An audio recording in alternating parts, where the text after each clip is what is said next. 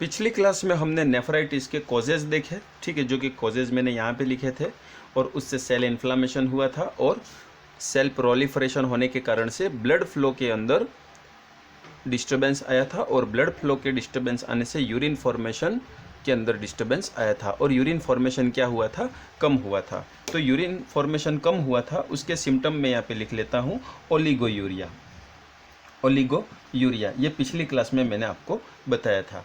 दूसरा मैंने ये बताया था कि आरबीसी का लीक होना, और तीसरा मैंने ये बताया था डब्ल्यूबीसी का लीक होना, और चौथा मैंने ये बताया था एल्बुमिन का लीक होना, एल्बुमिन लीक होना। क्लियर? ओके। अब जो आरबीसी लीक हो रही है यूरिन के अंदर, तो आरबीसी लीक हो रही है, इसका मतलब ये कि यूरिन के अंदर ब्लड आ रहा है। यूरिन भले कम आ रहा है, लेकिन यूरिन जब भी आ रहा है उसके अंदर ब्लड के चांसेस आपको देखने को मिल सकते हैं। कुछ पेशेंट में ब्लीडिंग नहीं भी हो, लेकिन मोस्ट ऑफ यूजुअली पेशेंट के अंदर यदि ब्लड आ जाए, ठीक है, नेफ्राइटिस हुआ है और ब्लड यदि साथ में आ जाता है, तो उस फाइंडिंग्स को हम कहते हैं हीमेचूरिया। क्या कहते हैं? हीमेचूरिया।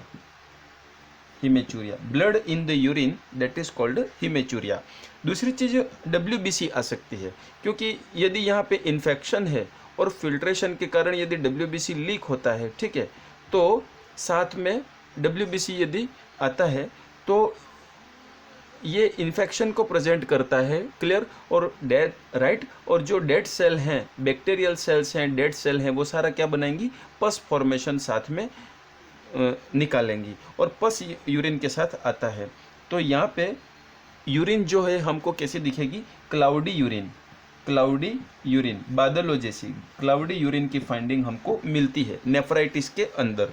और एल्बुमिन यदि यूरिन में ज़्यादा आ रहा है तो एल्बुमिन यूरिया कहते हैं, एल्बुमिन यूरिया, एल्बुमिनूरिया, एल्बुमिनूरिया, ठीक है, ये फाइंडिंग्स रहती है।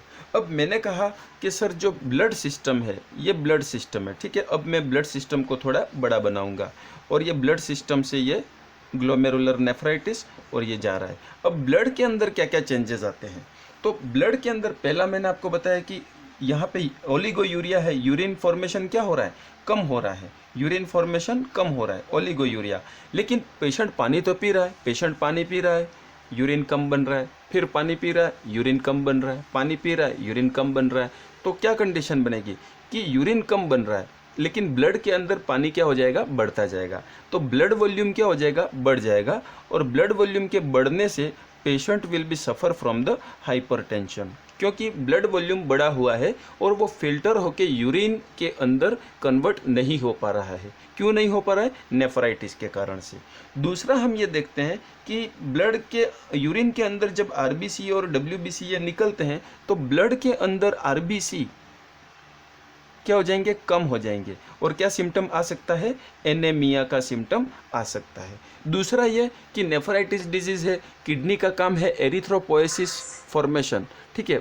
ब्लड सेल फॉर्मेशन में किडनी कहीं ना कहीं रोल प्ले करती है इनडायरेक्टली। किडनी अभी डिजीज्ड है, तो किडनी के अंदर क्या बन रहा है? एनीमिया बन रहा है। तीसरी चीज़ मैं ये बताऊं कि यूरिन जब बनता है तो साथ में यूरिया, यूरिक एसिड और क्रिएटिनिन, तीन चीज़ें साथ में लाता है। क्या क्या लाता है? यूरिया, यूरिक एसिड और क्रिएटिनिन। क्लियर? और भी ऐसे वेस्ट प्रोडक्ट हैं जो यूरिन के साथ एक्सपेल्ड आउट हो जाते हैं। लेकिन आज क्या हो रहा है? आज तो यूरिन नहीं बन रही है, आज तो यूरिन नहीं बन रही है, क्योंकि नेफ्राइटिस हो गया है। और आज यूरिन नहीं बन रही है, तो वो वेस्ट प्रोडक्ट कहाँ रहेंगे? ब्लड में ही रहेंगे। क्लियर? ओके। तो यूरिन के प्रोडक्ट यदि ब्लड में ही रहते हैं, urea related product, urea, uric acid, creatinine, तो यूरिन प्रोडक्ट यदि ब्लड में ही बढ़ते रहते हैं, क्लियर, और जिन लोगों की किडनी डैमेज होती है, नेफ्राइटिस होता है, उन लोगों के ब्लड में यूरिया, यूरिक एसिड और क्रिएटिनिन की जांचें करवाते हैं, और जांचों से पता चलता है कि ये लेवल तो बढ़े हुए हैं। ये लेवल यदि बढ़े हुए रहते हैं तो इस कंडीशन को हम कहते हैं यूरेमिया। क्या कहेंगे? यूरेमिया। ब्लड के अंदर यूरिया रिलेटेड कंपोनेंट का एबनॉर्मली बढ़ जाना।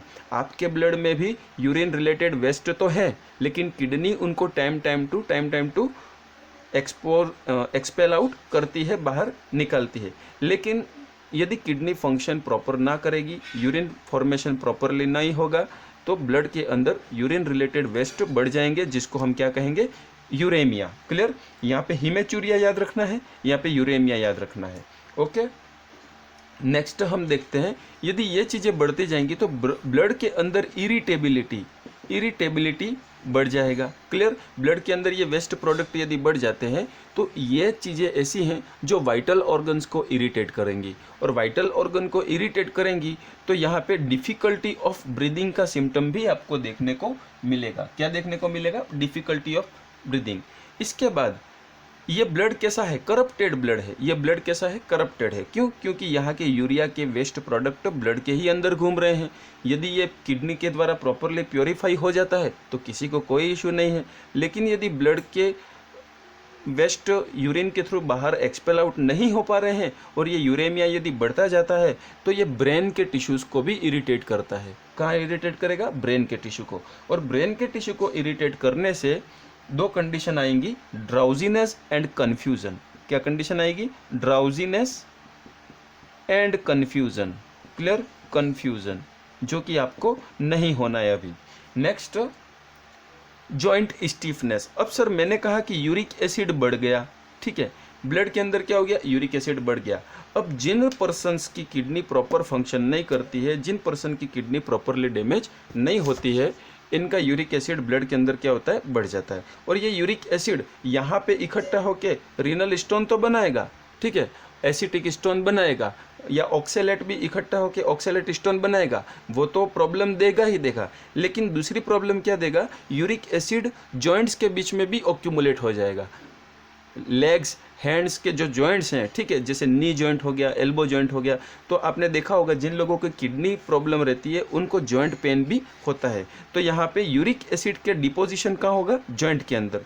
और जॉइंट के अंदर क्या हो जाएगा? Stiffness, joint stiffness. और जॉइंट स्टीफनेस होने से रिजल्ट क्या मिलेगा? Joint pain. क्लियर? तो क्लिनिकल सिम्टम में क्या देखने को मिलेगा आपको? Joint pain. पेशेंट क्या क्या कंप्लेन कर सकता है? पेशेंट का बीपी बढ़ा हुआ है, पेशेंट की आरबीसी कम है, आप उसकी आंखें चेक करोगे तो एनीमिया जैसी आंखें दिखेंगी, बिल्कुल रेडिश नहीं दिखेंगी। उसके ब्लड लेवल यदि चेक करोगे तो यूरिया, यूरिक एसिड और क्रिएटिन उसमें बढ़ा हुआ मिलेगा, जिसको आप यूरेमिया कह सकते हो, ठीक है। और उसका डिफ़िकल्टी ऑफ ब्रीदिंग उसे हो सकता है, या शॉर्टनेस ऑफ ब्रीदिंग हो सकता है। रेस्पिरेटरी प्रॉब्लम के साथ भी किडनी पेशेंट आ सकता है। और ड्राउजीनेस और कन्फ्यूज़न, ठीक है, ये चीज़ें भी होती हैं। क्यों? क्योंकि ये वेस्ट प्रोडक्ट बढ़ गए हैं और इन्होंने नर्वस को इरिटेट किया है, ब्रेन्स की सेल्स को इरिटेट किया है, और ड्राउजीनेस और कन्फ्यूज़न का पॉइंट यहाँ पे लिखवाया है। नेक्स्ट, जॉइंट स्टीफनेस के सिम्टम आपको देखने को मिलेंगे। क्लियर? और पेशेंट को एक साथ में और चीज़ देखने को मिलेगी जो कि लास्ट है, वो ये देखने को मिलेगी, patient will be suffer from the fatigue.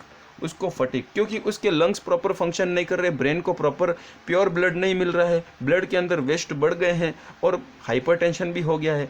तो पेशेंट को क्या महसूस होगा कि उसे फटीग है या फिर टायर्डनेस है। टायर्डनेस मैं बहुत शॉर्ट में लिख रहा हूँ, टायर्डनेस और या मेलेस। क्लियर? मेलेस। तो यदि आपने इस वीडियो को कंसंट्रेशन के साथ देखा होगा तो clinical feature of the nephritis related कोई भी डाउट आपको नहीं रहना चाहिए। यदि नहीं समझ में आ रहा है, वीडियो को स्लो करके देखिए, वीडियो को पॉज करिए, वीडियो को देख देख के आप रफ कॉपी पे नोट कीजिए, स्क्रीनशॉट लीजिए, बार बार रिवाइज कीजिए। और ये कुछ नए टर्म्स हैं जो हिंदी और इंग्लिश मीडियम दोनों के लिए नए ही हैं, तो याद तो दोनों को करने पड़ेंगे, ठीक है। और ये चीज़ें हमने देखी कि ब्लड के अंदर ये सारे चेंजेस आते हैं और यूरिन के अंदर ये सारे चेंजेस आते हैं।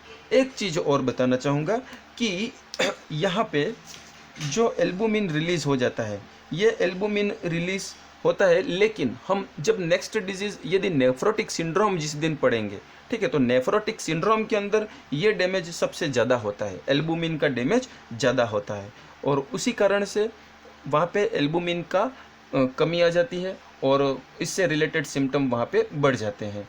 ये चीज़ पॉइंट आपको ध्यान रखना है।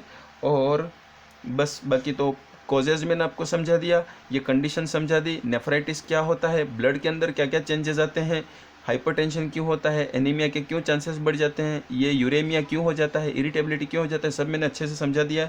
ये चीज़ें क्या होती है, ये यूरिन रिलेटेड फैक्ट हैं। ओके। और यदि इसी तरह से चलता रहा, यदि पर्सन की डिजीज़ इसी तरह से ग्रेजुअली ग्रोथ करती है, तो फिर हमें आर्टिफिशियली इसका ब्लड आर्टिफिशियली हमें आउट करना होता है, डायलाइज़र मशीन में लगा के फिर उस ब्लड को वापस सर्कुलेटरी सिस्टम में इंसर्ट करना होता है, जिसको हम डायलाइसिस कहते हैं। पहले डिजीज़ कंडीशन को अच्छे से समझिए, फिर हम डायलाइसिस को भी डिस्क्राइब करेंगे। तो ये तो हो गया normal condition. Video 1 nephritis part 1 और नेफ्राइटिस पार्ट 2 के अंदर मैंने कंडीशन को समझाने की कोशिश करी है। नेफ्राइटिस पार्ट 3 के अंदर मैं इंट्रोडक्शन से स्टार्ट करूंगा, तो बने रहिए नेक्स्ट वीडियो नेफ्राइटिस पार्ट 3 के अंदर। और कंडीशन क्योंकि आप अच्छे से समझ गए हो, तो अब मुझे लगता है नेफ्राइटिस पार्ट 3 के अंदर हम मैनेजमेंट तक पहुंच सकते हैं। इंट्रोडक्शन से लगा के मैनेजमेंट तक का पार्ट 3 बनेगा।